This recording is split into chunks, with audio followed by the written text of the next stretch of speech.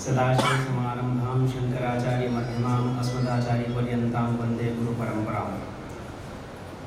सर्वप्रथम तो इन्होंने जो परिचय करवाया था वह भी देवप्रण शर्मा जी हैं और मैं भी देवप्रण शर्मा हूँ।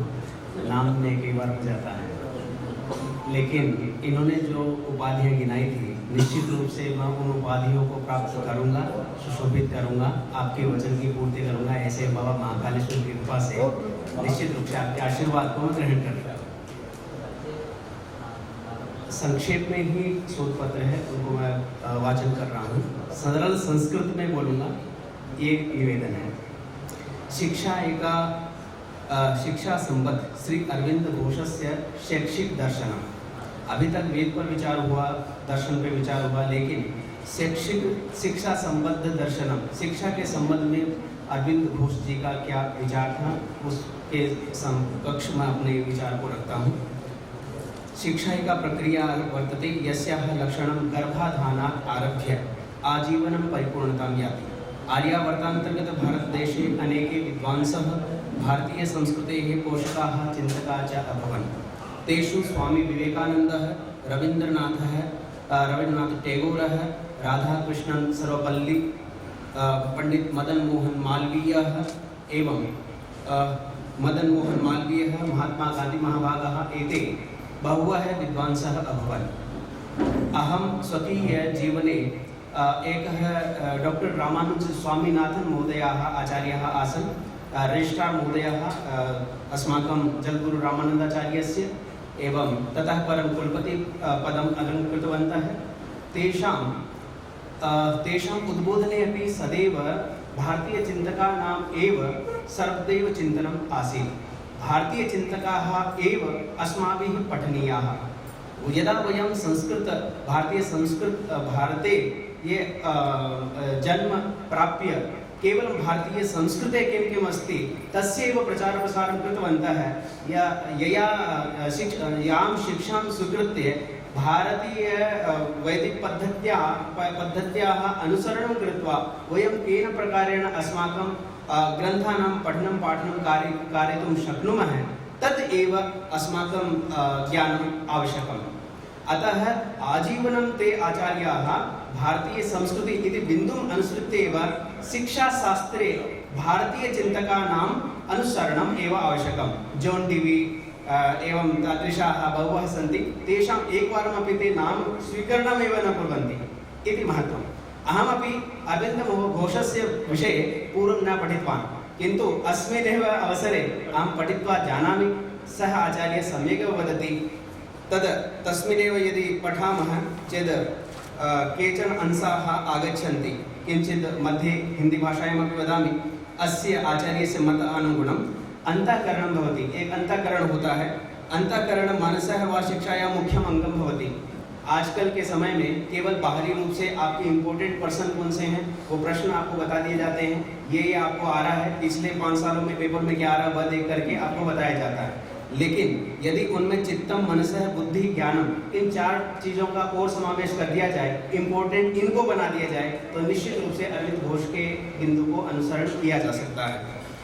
जो आचार्य प्रश्न पत्र बना रहा है उन प्रश्न पत्र को ध्यान में रखना चाहिए। हमारे यहाँ पर ब्रह्मचारी जी उपस्थित हैं, छोटे छोटे बालक उपस्थित हैं, उनके लिए मैं बता रहा हूँ, आपको भी इन चीज़ को ग्रहण करना चाहिए। इसलिए मेरी भाषा को थोड़ा सरल कर रहा हूँ।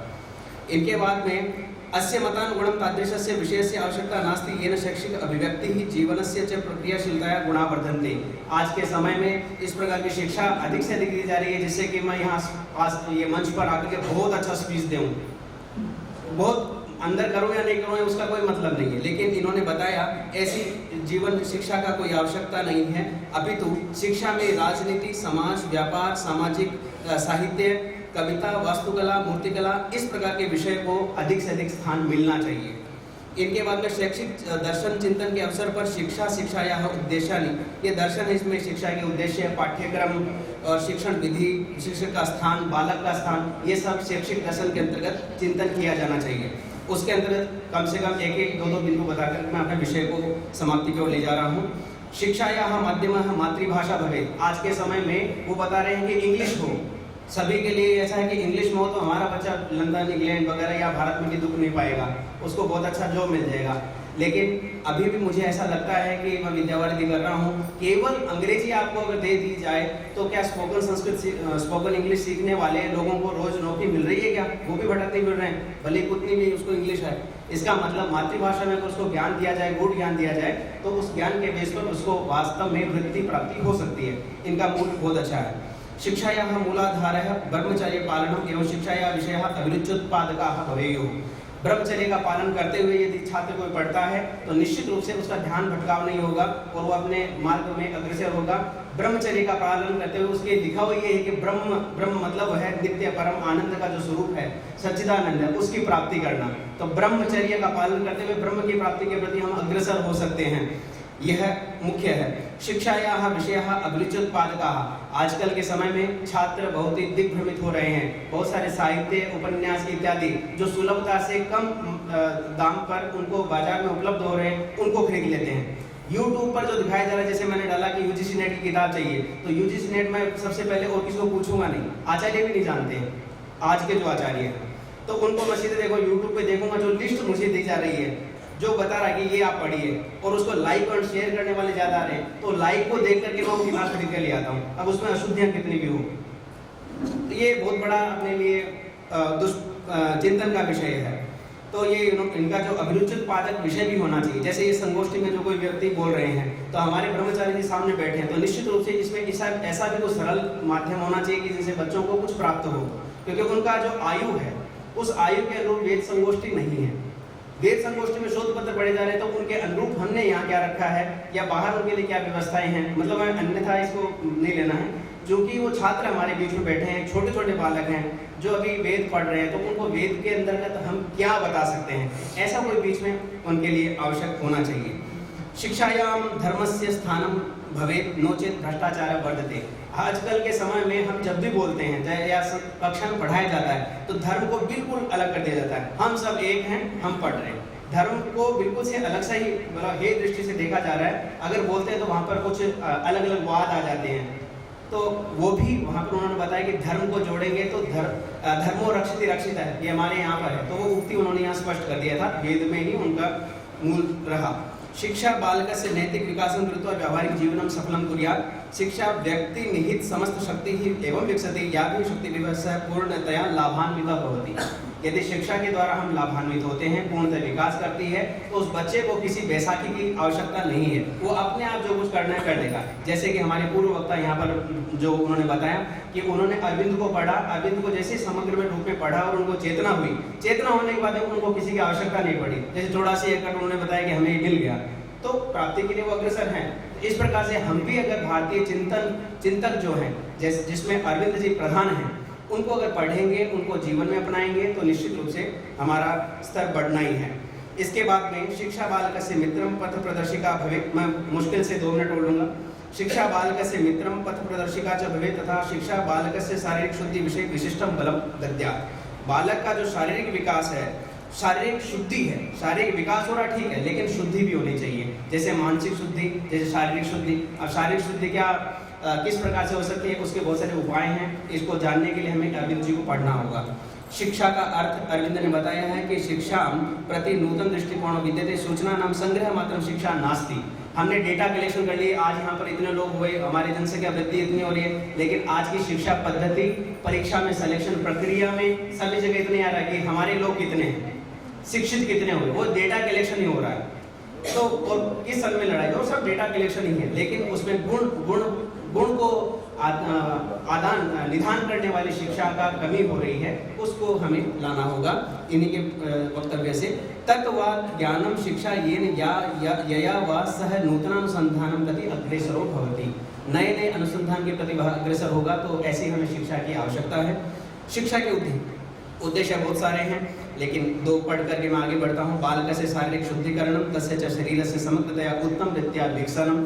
आजकल जिम में जाते हैं, जिम में जाकर बॉडी फिटनेस यहाँ से निकला हुआ दिखना चाहिए, ये दिखना चाहिए, लेकिन इतना सामर्थ्य नहीं है कि एक बस में चढ़ने वाली जो वृद्धा है या वृद्ध है या बालक है, उसको पकड़ के या उसको हेल्प करके उसका सामान चढ़ा दें, तो उस बॉडी का क्या फायदा है।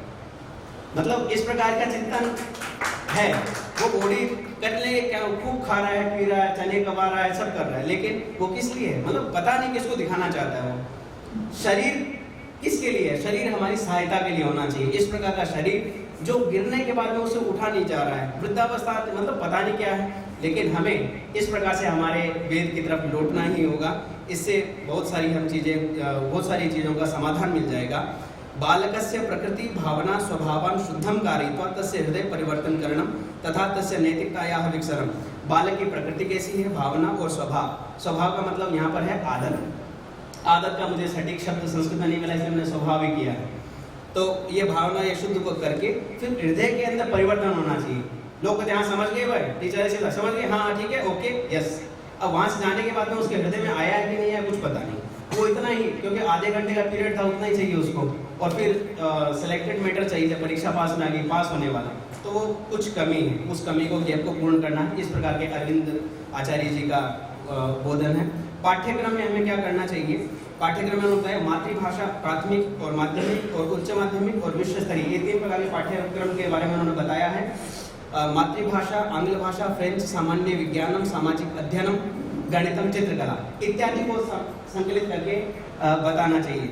फिर माध्यमिक उच्च माध्यमिक शिक्षा के अंतर्गत उन्होंने बताया कि वहाँ पर भौतिक शास्त्रम, रसायन शास्त्रम इत्यादि को भी जोड़ना चाहिए। तृतीय विश्वविद्यालय स्तर पे उन्होंने बताया कि भारतीय दर्शन और पाश्चात्य दर्शन को पढ़ना चाहिए, नहीं तो वो तुलना नहीं कर पाएगा क्या है क्या नहीं है। तो पहले वाले दोनों में उन्होंने अपने भारत में जो आचार्य थे उनको समझने की चेष्टा बताई, लेकिन यहाँ पर विपरीत हो रहा है। पहले से हमें जॉन डीवी और टॉक इत्यादि पढ़ा दिए जाते हैं, तो हम जब विश्वविद्यालय पे आते हैं तो हम तुलना कर ही नहीं पाते, हमें लगता है जॉन डीवी बहुत इंपॉर्टेंट है।